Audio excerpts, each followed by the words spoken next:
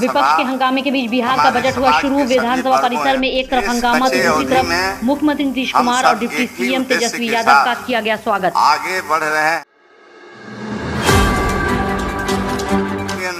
भाकपा माले की ओर से केंद्र सरकार की नीतियों के खिलाफ सदन में किया गया प्रदर्शन, जताया गया आक्रोश।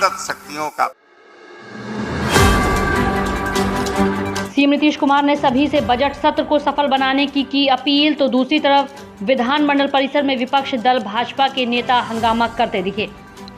जनता के राज में अपराध को नाकामी होती थी, अपराधों को लगाम लगाकर जेल के अंदर भेजा जाता है। नीतीश कुमार स्पिरिट ट्रायल की बात करते थे जब भाजपा के साथ थे, अब जंगल राज के साथ हैं तो मौनी बाबा बनकर बैठे हुए हैं और पूरी तरह से अपराध को संरक्षण दे रहे हैं। और जंगल राज को वापसी कराने का काम किसी ने किया है तो नीतीश कुमार ने किया है। और इस बात को लेकर सदन में पूरी तरह से हम लोग अगले पूरे सत्र में इन सारे विषयों को उठाएंगे।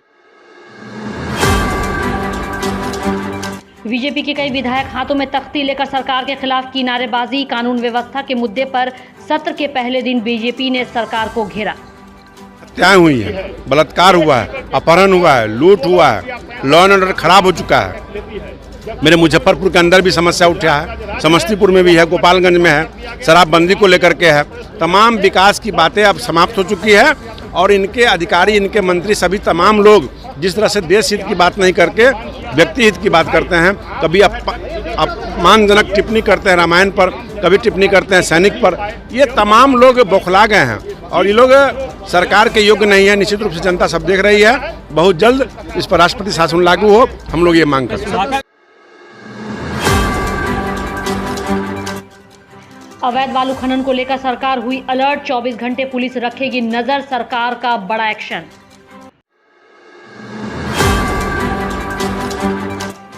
बालू माफिया पर नकेल कसने के लिए राज्य सरकार ने बालू घाटों से जुड़ी सभी संवेदनशील मार्गों पर निगरानी करने का दिया निर्देश। संबंधित मार्गों का हर दिन देना होगा रिपोर्ट।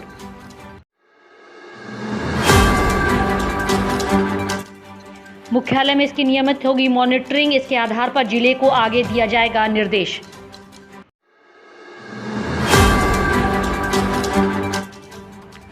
नकेल कसने के लिए सरकार ने अफसरों को दिया टास्क, सरकार के इस कदम से बालू माफिया में मचा हड़कंप।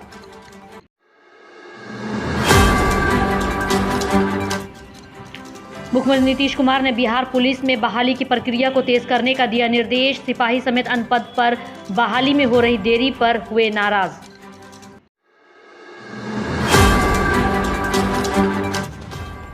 मुख्यालय सचिव पुलिस भर्ती बोर्ड के अध्यक्ष व डीजीपी की लगाई क्लास, जल्द बहाली कराने का सीएम ने दिया निर्देश।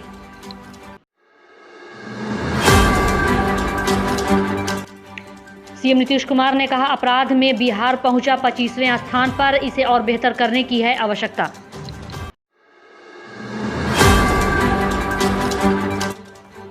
सीएम ने रात्रि गश्ती बढ़ाने, अपराधियों पर सख्ती से कार्रवाई करने, डायल 112 को अधिक सशक्त करने का दिया निर्देश।